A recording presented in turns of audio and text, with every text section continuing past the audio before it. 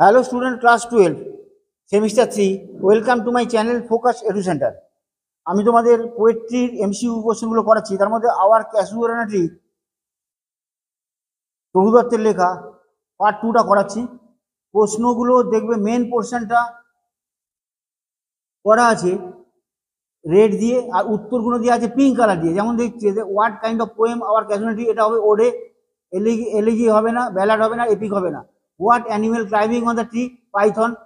The casualty climbs, casualty কার উপর উঠে পড়েছে, lower branch, upper branch, summit, summit তো মন পর্যন্ত চলে গেছে, রেস্ট, সামিটটা উত্তর হবে। দ্য সেন্ট্রাল থিম, নেক্সট প্রশ্ন, the central theme of the point our casualty is, হবে immortality of love and memories, এটা হবে কারেক্ট উত্তর, পিঙ্ক কালার দিয়ে করা আছে।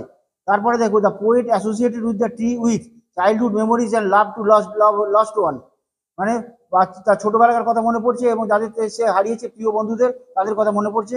এটাই poet associated with the tree, ট্রির সঙ্গে এটা ওতপ্রোতভাবে জড়িত।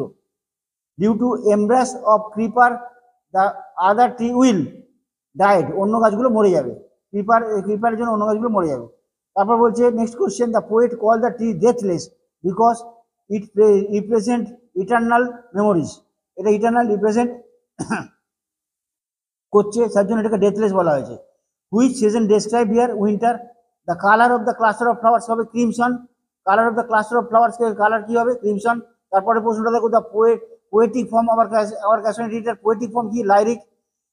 তারপর বলছে the poet refers the tree as giant, কেন না it's physical size, it protect the memories, it's strength. তাহলে অল, তাহলে সমস্ত পয়েন্টগুলি উত্তর হবে, সমস্ত অপশানগুলি উত্তর হবে, অল এর জন্য লেখা আছে, পিঙ্ক দিয়ে করা আছে অল, আর গ্রিন দিয়ে করা আছে সব অপশানগুলো।